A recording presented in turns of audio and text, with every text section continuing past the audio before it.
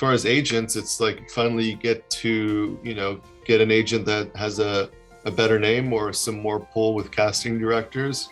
And it's vital to have that show reel, because as an actor, you need to show what you can do. And if you have no material, for them just to trust you and go, well, we'll see. There's just too much time and too much money at stake for them to kind of go, well, we'll try it, see how it works. It's like, no, they need to see that you can walk the walk.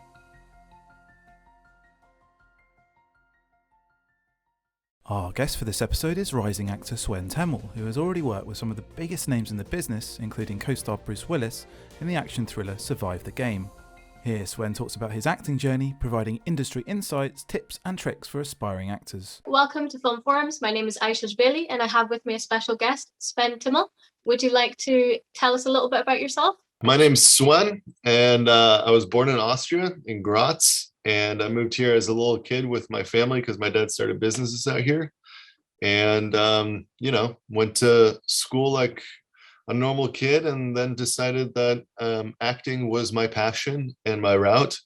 So after high school, I went to acting school. I went to the Lee Strasberg Theater and Film Institute. I went to the Royal Academy of Dramatic Arts, and probably every acting school I could possibly find in Los Angeles. Fantastic. Well, you definitely had a good start then. You had a head start with that kind of training. So yeah, it definitely didn't hurt to study with the best. Absolutely. So can you tell us what happened after you finished your studies? How did you progress? Well, I did the 2-year conservatory program at the Lee Strasberg Institute. So that was full time. It was, every day intensive from 8 in the morning till about 6 o'clock at night. And after that, you start doing student films, going out on auditions, trying to get an agent. That's always the hard part is, you try to get a good agent, but the agent's like, you haven't worked, you need to work. So it's, this fine line of getting some footage and material to show to these agents. So I did a lot of USC, UCLA, New York Film School films, and learned a lot from those along the way.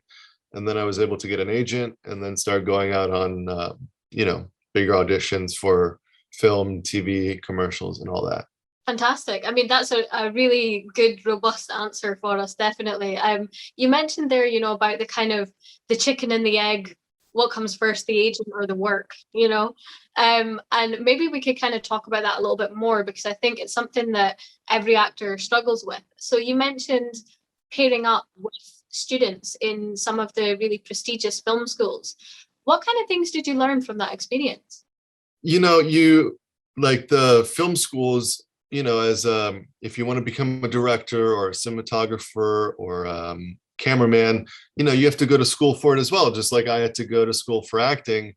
And I think that's the best way is to, collaborate with those individuals, because the goal is in common. You want to make a product, you both want to get ahead. And that's sort of the thing that I learned the most working with these film students is that, you want to make a great project. You're both in the same boat because you're trying to get ahead and get the bigger work that'll start paying the bills. But it was a great experience. Certain ones were, better than others, but, some of these directors were fantastic to work with and just as great as the directors that I've worked with that are making, bigger films. In the end, everybody is, trying to grow and learn. And that was the place for me to kind of get my feet wet and see what, working on a movie is really like, with the sound and the lights. Because if you've never done it, it can be overwhelming.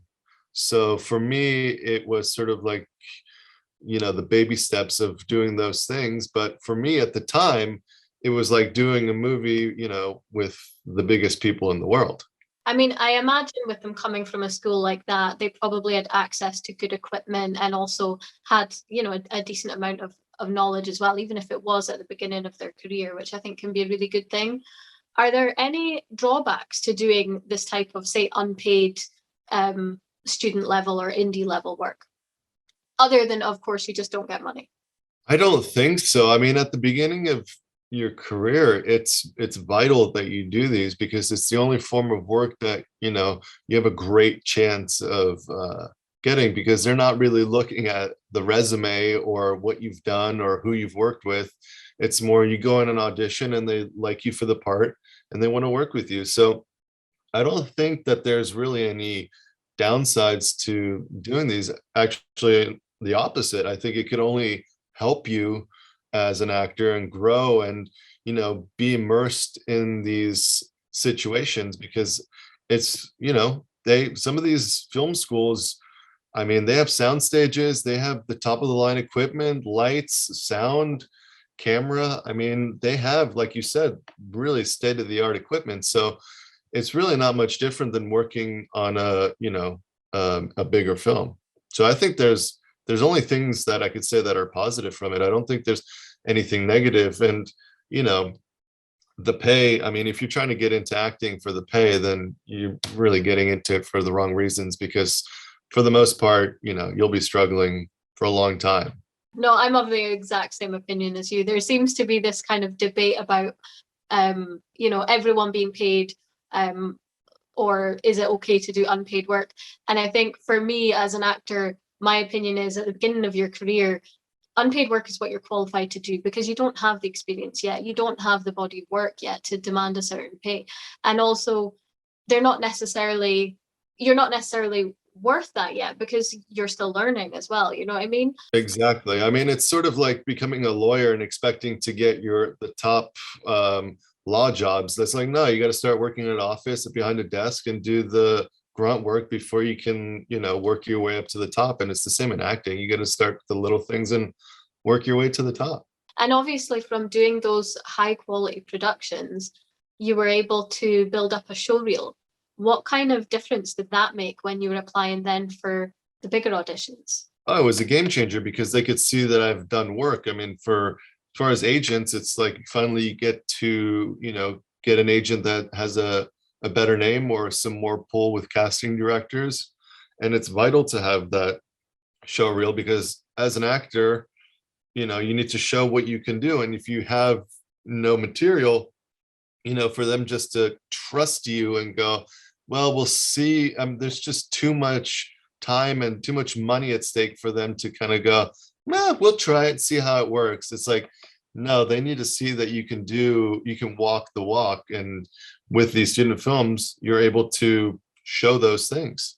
With getting an agent then, what was your process? Because everyone gets an agent in a different way. Some people, it's that they attend a performance or they see the film that they're in, or it could be submissions and showreels and stuff like that. I mean, there's so many ways of, you know, I've heard of many, yeah, like you said, some people go to a movie and see the person in a movie and say, oh, I like this person for my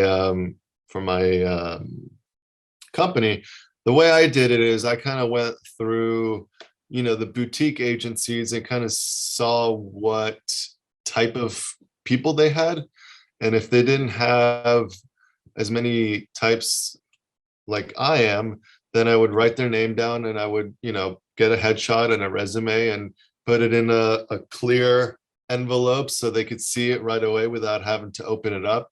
And I would just send it to these different agencies, or I'd drop it off. And some agencies have like a monthly invitation sort of thing where they're looking for new clients where you can come in and do a monologue.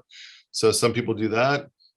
It's just all about, you know, finding a way to, you know, get in the door at these agencies and kind of have them see your face. Yeah, I mean, the clear envelope thing, that's one I haven't heard before. So that's actually good. Thank you for that. That's definitely something that we haven't heard. Well, because they get so many letters and so many things. It's like if it's in one of those brown things or a FedEx thing, and they see it's from somebody they don't know who it is, they'll just go ahead and toss it. But at least with the clear envelopes, they can see, oh, it's an actor. Oh, this isn't who we're looking for, and then throw it away. Or they'll go, huh, he's got an interesting look. Let me see what he's, okay. Well, let's bring him in. So it's at least, I mean, is it proven to work? I have no idea, but that's just, the way I looked at it. Somebody had told it to me and it made sense to me, so I started using it. Yeah, no, I think it's great.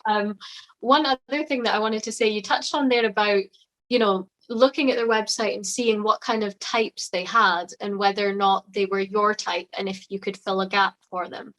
How did you figure out your type? First of all, you go by look. I mean, if you see that there's a lot of, for instance, the way I look right now, if you see that they have a lot of 6'2", brown hair, long hair, bearded, blue-eyed guys, you're going into a market that they already have a lot of those guys there. So you might not get the attention that you need. Whereas if you see that they have a lot of blonde, brown-eyed guys, or blonde, blue-eyed guys, yeah. I've never really seen a blonde, brown-eyed person, but who knows? But I think that's the thing, is to find that. And then as far as your type as an actor, you find that in the audition process, or when you're doing the student film, see like how the outside world perceives you and sees you playing these types of characters. And I think that's the physical look. You can see that right away. The acting is a little bit harder, because every time I went in to talk to an agency, they go, well, what do they bring you in for? It's like, well, I haven't been at it long enough to see a pattern of, oh, they're only bringing him in for bad guys, or they're bringing me in for the lovable friend, or they're bringing me in for the stoner. I haven't gone out on enough auditions. But when you start working long enough and you start seeing a specific trend, it's good to kind of latch onto that, because that's how they see you. And you might go, well, I don't want to be typecast. Well, at first it might not be such a bad idea to get typecast, and that way you can start getting some work. And then they say, oh, but you never really get out of that bubble. It's like, that's not true. Everybody does everything. I mean, you see it now more than ever that actors are playing much wider ranges that they have in the past. Absolutely. I mean, look at Charlize Theron. When she did Monster, she wouldn't have been considered the type for that role. And then, no, completely owned she it. looks nothing like that. But, they saw that she could do it, and she took on the challenge, and she got the reward in the end of it. But yeah, she plays everything from, the beautiful woman to a monster. So it's a perfect example of it. Yeah, and I mean, you've got Jim Carrey as well. He started to break out and do more serious roles as well, even though he'd been such a comedy cornerstone for so long. Yeah, I mean, and then Breaking Bad, Bryan Cranston, I mean, went from TV family dad to, a meth dealer. So everything's possible. It's just about getting your foot in the door and start having the work. Yeah, being typecast, sometimes it's a question of, well, do you want to work, and do you want to make the necessary connections to then whatever you want to do later? And I always think that, I mean, do you find it interesting when people tell you what kind of type they see you as, and how that could completely contrast from who you actually are in real life? Yeah, I mean, that's sort of the one thing that I had, is because, I think of myself as a fairly nice person and easy to talk to. But then when it comes to my work, a lot of my work has been the bad guy, the asshole, the not so nice people of the world. But I find it interesting, because I really started to think about it the more it happened. And I was like, I think you kind of pick, or roles get picked for you kind of opposite of really who you are, because I think it's sort of further away from you, so it's easier to play. It's hard to explain, but that's the only real logic I could come up with. Yeah, no, I agree. I mean, I've said on this show before, I used to, when I was younger and stuff, I was always cast as kind of leading victim sort of roles in horrors or anything like that, anything that required me to be meek, basically. Yeah. Real life, I'm actually quite a strong character. I'm a martial artist, you know what I mean? Wow. Be tiny and dinky, but I'm, you know, small but mighty, as we say. You know, and it's so funny because what I'm cast as is like just the absolute opposite of what I It actually am. happens, yeah. But you kind of have to roll with it and go with it and go, okay, this is where I'm starting off as.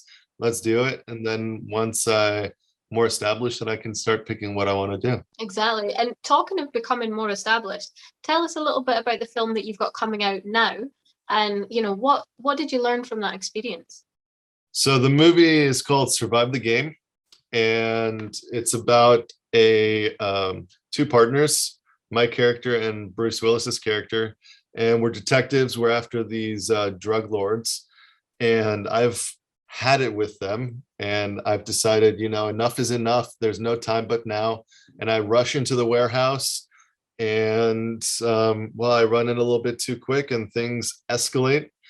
And I chase after the bad guys onto Chad Michael Murray's farm, and then it's sort of like you know, cops and robbers, and chasing them down and taking them out one by one. But I mean, it's a movie that's really, it goes from the second it starts until the very end. But I think with this movie, you know, time and days are never on your side, you know, in the movie business. You always need more time and you always need more days.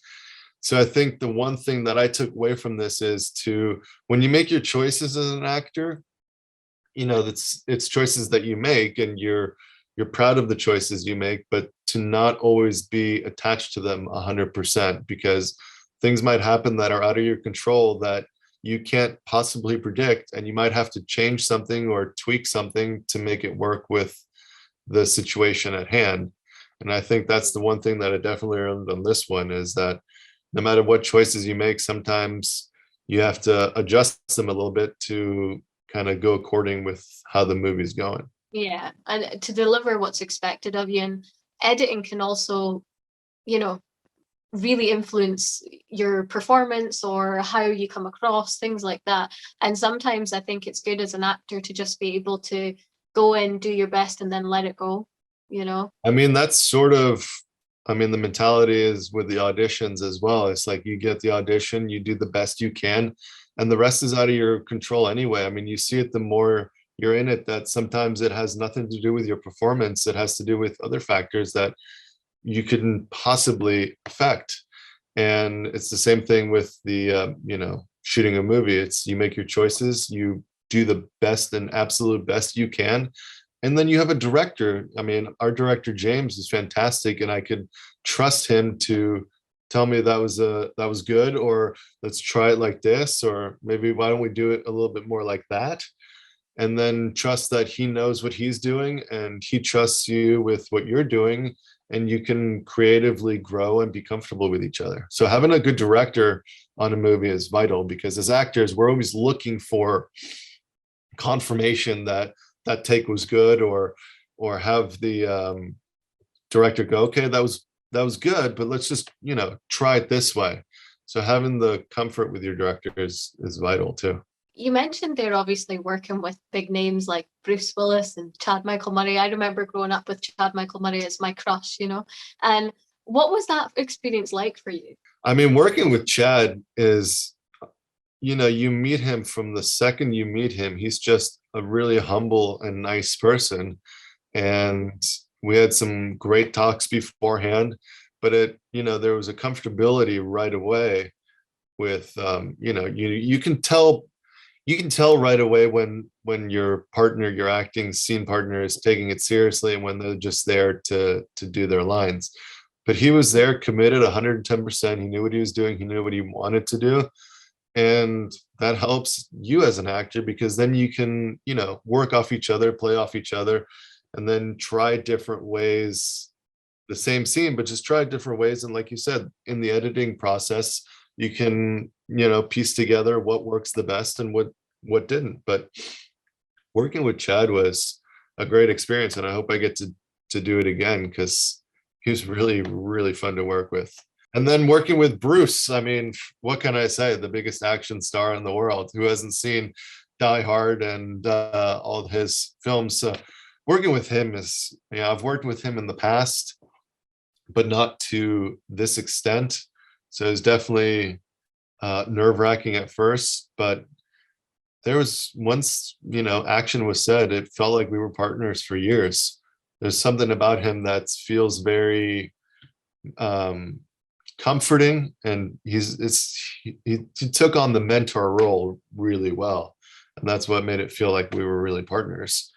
But you got to also watch out with him because he knows what he's doing, so sometimes he'll go a little bit off script, and you got to keep up with him and make sure that your acting chops are going strong, because he'll leave you behind. I love that. Do you think that it also helps you to kind of up your game as well? You know, when you're working with people who, like, you know what they're bringing to the table. Oh, 100%. You're like, the night before, you make sure that your lines are 100%. You know what you want, you know what you're doing, because that way you have the freedom to, you know, play around. But there is definitely, I mean, no matter who you're working with, you got to make sure that you know what you're doing and you're prepared. But with people like that, you definitely make sure you're prepared. And obviously, you mentioned, you know, how great it was to work with such an experienced director.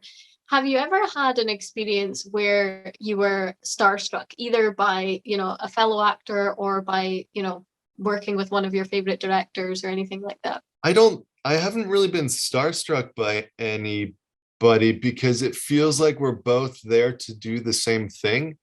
So I know that they're trying to do the best they can, and they know that I'm trying to do the best that I can. So there isn't that. There's maybe like a, oh yeah, like a fact of like, wow, this is cool, I get to work with this person.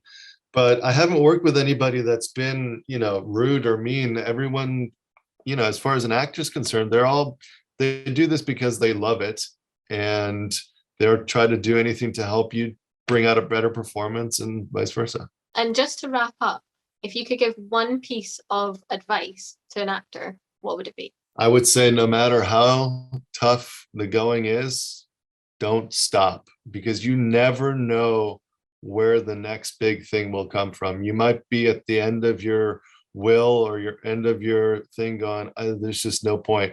Don't, because you just don't know. Tomorrow somebody could call you with a project and be like, we'd love to have you on board, and it could change your life forever. But if you quit, you quit. So don't. Thank you so much for your time.